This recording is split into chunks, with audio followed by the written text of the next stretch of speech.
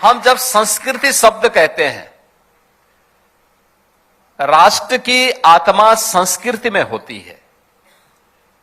जैसे कोई मनुष्य है, आत्मा जब उस शरीर से अपना संबंध तोड़ देती है तो शरीर निस्तेज हो जाता है, मृत हो जाता है। ऐसे ही राष्ट्र के जीवन में भी होता है। अगर उसकी संस्कृति उससे अलग कर दिया जाए तो राष्ट्र निस्तेज हो जाता है, खंडर हो जाता है, अपनी पहचान को खो देता है।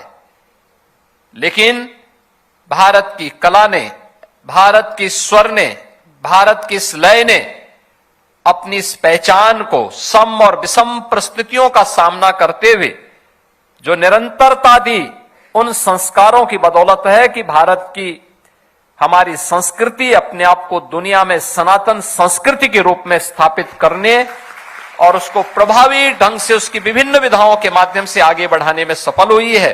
और आज हमें भातखंडे संस्कृत विश्वविद्यालय के शताब्दी महोत्सव कार्यक्रम के साथ जुड़ने का अवसर प्राप्त हो रहा है। यह अवसर हमारे लिए बहुत महत्वपूर्ण है, क्योंकि 1940 में गुरुदेव रविंद्रनाथ टैगोर ने अपना जो पत्र जारी किया था, उन्होंने उस समय इस संस्थान को उन्होंने विश्वविद्यालय के रूप में संबोधित किया। लेकिन 1940 के बाद 1947 में भारत आजाद होता है। 1950 में भारत का संविधान लागू होता है।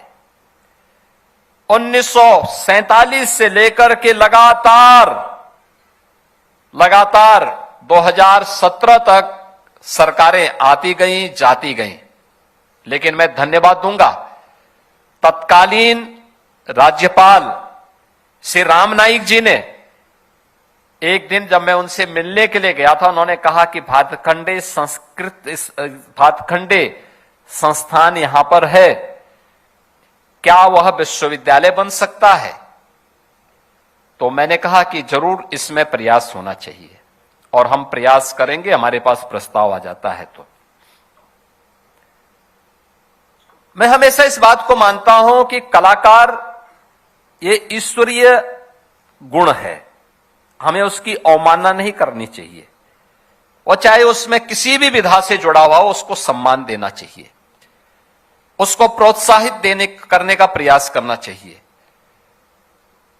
और वह मेरे लिए क्षण था, प्रस्ताव आने में देर हुआ, मैं विभाग के पीछे पड़ा रहा, भाई आप कुछ करिए, आगे बढ़िए।